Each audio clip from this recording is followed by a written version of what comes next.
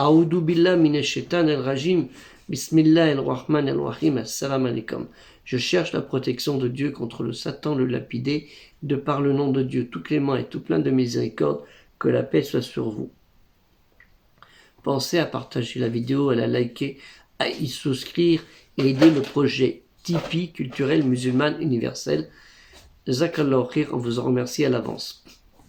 La dernière révélation récitée, Al-Qur'an, est venue comme parachèvement de la foi du monothéiste pur, adressée avant à d'autres prophètes et à d'autres communautés comme les Hébreux, les bénis Israël, les Juifs ou ce qu'on appelle aussi les chrétiens Nazara, avec Jésus, Isa ibn Myriam, Jésus fils de Marie.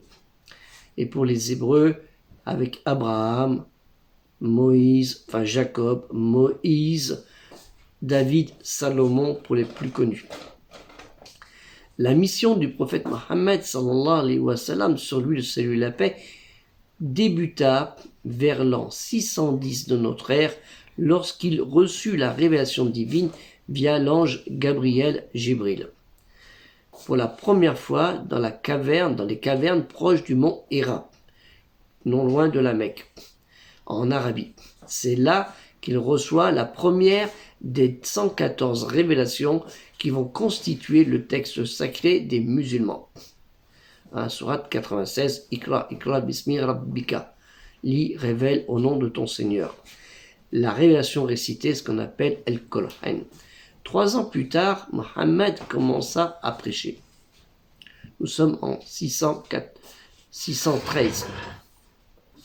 Et c'est au cours d'une nuit du 27 du mois de Ramadan que le prophète Mohammed sallallahu alayhi wa sallam a reçu la révélation.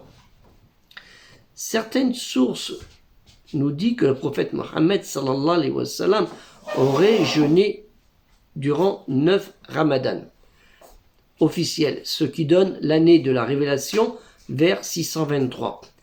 Pour le jeûne, bien qu'il était connu de notoriété publique dans son environnement, qu'il pratiquait le jeûne régulièrement depuis de longues années, et cela quand il allait se mettre en réflexion sur la condition humaine dans les montagnes aux alentours de la cité des Koresh, Mecca, qui était en proie avec le polythéisme et l'idolâtrie à outrance. La sourate El-Baqarah, la vache, où fut révélé ce verset que nous avons déjà cité dernièrement, pour le jeûne du mois de Ramadan, fut révélé depuis la fin du séjour à la Mecque avant l'immigration, c'est-à-dire jusqu'à l'an 628. Il convient cependant de dire que l'essentiel de cette sourate, la plus longue de la révélation, est formé de prescriptions divines reçues durant les 2 premières années de l'installation à Yatrib, la Médine actuelle, soit de 622 à 624. C'est pour ça que je vous donne la date de 623. Petit rappel, 24 septembre 622, Mohammed sallallahu alayhi wa sallam, sur lui le salut et la paix, entre à Yatrib, qui deviendra Madina el-Nabi. Là commence le début de l'exil Hijra. Le février 624, Mohammed sallallahu alayhi wa sallam, sur lui le salut et la paix, rompt avec le judaïsme, avec la communauté des tribus juives. La prière se dirige non plus vers Jérusalem, mais vers la Kaaba, le temple de la Mecque attribué à Ibrahim, Abraham et à son fils Ismaïl. Nous voyons qu'il y a un changement qui arrive très rapidement dès que Mohammed sallallahu alayhi wa sallam, sur lui et la paix, s'installe à Médine, pas à Yatrib, qui s'appellera Médine. Durant ce mois sacré, il faut entendre par jeûne le rappel à dirk de cette obéissance qu'a eu tous ces prophètes et messagers et tous ceux qui ont suivi et écouté malgré les brebis égarées à travers les siècles. Il est important de mettre en pratique ce moment merveilleux qu'est le jeûne, qui est une bénédiction, le rahma de Dieu, le créateur de toutes choses. la révélation récitée, Al-Qur'an, et la tradition du prophète Mohammed sallallahu alayhi wa sallam, sa sunna, qui nous enseigne que c'est durant le mois de Ramadan, qu'est descendue vers le bas, Tanzil, la dernière parole de Dieu, Kalimati Allah, avec ses signes, ayat, ses signes miraculeux, qu'on nomme versets. Et qu'on appelle aussi la nuit sacrée entre toutes, la nuit de la destinée, Laylat el-Qadr, dont la date est fixée dans les 10 derniers jours de ce même mois de Ramadan.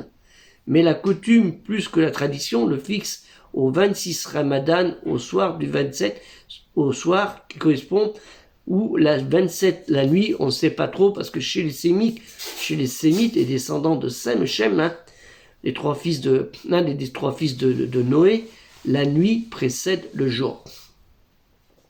Durant cette nuit à laquelle est consacrée la sourate 97 à la récitation liturgique, dite récitation coranique, par des psalmodies, des prières spéciales, des invocations élogieuses sur le prophète Mohammed sallallahu alayhi wa sallam et sur notre Créateur. Elles sont organisées dans des lieux de culte, de rassemblement, qu'on nomme mesjid, les mosquées vulgairement, bien que le terme mosquée n'est pas la traduction du mot mesjid. On dit aussi mesjid al-jami, la grande mosquée, telle pour la prière du vendredi. Dans l'Arabie anti-islamique, l'époque de l'ignorance, Jahiliya, il existait des interdictions frappant certains aliments, liés à des tabous religieux ou à des vœux individuels. Mais le jeûne en lui-même, comme spiritualité, était ignoré, n'existait pas. Néanmoins, dans cet environnement géographique, il existait pour d'autres communautés religieuses, telles les Juifs, nommés aussi les enfants d'Israël, Bani Israël et les Hébreux, un jeûne qui était nommé Tishrit, qui était le lieu de la fête, en fait le commencement des années civiles, Rosh Hashanah Lashanim, appelé le jour de la sonnerie, considéré comme le jour du jugement de l'humanité, inaugurant ainsi une période de 10 jours de pénitence, Aseret Yemen Teshuvah, appelé le jour entre la nouvelle lune et le 10e, Yemen Ben Keset Lahasor. Cela dans l'attente du grand pardon accordé aux repentants au 10 du mois de Tishrit, d'où le lieu de la célébration nommé Yom Kippour, Yom Kippourim, le jour des propitiations, également appelé le jour du grand pardon, qui était la période et le premier mois de l'année civile et le 7e mois de l'année ecclésiastique du calendrier hébraïque. De plus, il apparaît que chez les chrétiens, ceci un petit rappel, le terme chrétien n'existait pas du temps de la mission de Jésus, fils de Marie. Il apparaît à Antioche au milieu du 1er siècle dans les épîtres de Paul. Le catholicisme emprunté au grec catholico, que veut dire général universel, il garde tout d'abord son sens géographique. Il s'agit de l'église répandue sur toute la terre par opposition aux églises locales et sectaires. Dans leur diversité, il existe chez les chrétiens le carême, du mot latin quadragesima, qui signifie 40e, le temps liturgique de dévotion à Dieu, associé à une alternance de jours de jeûne complet et de jours d'abstinence d'une durée de 40 jours que le catholicisme a institué au IVe siècle en référence aux 40 jours du jeûne de Jésus, Issa ibn Myriam, qui était une période d'approfondissement, de prière et de détachement des biens matériels en préparation de la fête de Pâques, Pacha, qui était différente du judaïsme. Chez les chrétiens d'Orient, on appelle aussi le Grand Carême, une période de jeûne et d'approfondissement de la foi plus intense que chez les catholiques de l'église de Rome. Le carême de Pâques qui précède l'entrée de Jésus, fils de Marie, à Jérusalem et qui commémore faussement la résurrection de Jésus, fils de Marie, qui constitue certes pour l'islam des antécédents, mais non une servile imitation, soumission. Voir à ce sujet la sourate 4, An-Nisa, les femmes, les versets 157 et 158 Et je vous donne un bref aperçu. En réalité, ils ne l'ont point tué. Wa ma qataluhu yakinan. Le mois lunaire, durant lequel le jeûne et la prière de dévotion individuelle, tataout et d'obligation collective, kutiba alaykum, nous est écrit pour vous, est une institution coranique qui est intervenue en l'année même où la direction de la prière, le Qibla, comme je vous les ai annoncé bien avant, qui fut orientée vers la Mecque et non plus vers Jérusalem. On dit en hébreu Yerushalim ou Urshalim ou El-Quds pour ceux qui le savent, pour les musulmans. Donc ça correspondait à l'an 2, soit l'année 623-624 de notre ère. Plutôt fin d'année 623 et début 624. Allahu alam. N'oublions pas que ce mois de Ramadan en lui-même, c'est le mois de la générosité, de la solidarité, du partage où les nécessiteux doivent encore être plus secourus. D'après Abu Huraira, que Dieu l'agrée, le prophète Mohammed sallallahu alayhi wa sallam était le plus généreux des hommes, et le moment où il était le plus généreux était durant le mois de Ramadan, lorsque Gabriel, Jibril alayhi wa sallam, le rencontrait. Et Gabriel, sur lui, la paix soit sur lui, el-salam alayhi, venait à chaque nuit de Ramadan afin de lui enseigner la révélation récitée El-Qur'an. Ainsi, le prophète Mohammed sallallahu alayhi wa sallam, sur lui, le salut et la paix, rencontrait régulièrement Gabriel Jibril. Et c'est pour ça qu'il était le plus généreux que des prophètes envoyés par notre Seigneur et Créateur Allah Ta'ala. Hadith rapporté par El-Bukhari ou Muslim.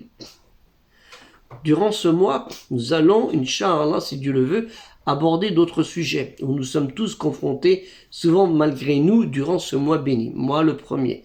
La colère, la triche, le mensonge, la paresse, les promesses pas tenues, la crainte, l'amour, la fraternité, la générosité, la discrétion, le pardon, la lecture de Al-Qur'an, naturellement, la jalousie et les invocations. Donc, Inch'Allah, on se verra à la prochaine vidéo. Que la paix soit sur vous et que passez un bon début de mois de Ramadan. Que la paix soit sur vous. Assalamu alaikum.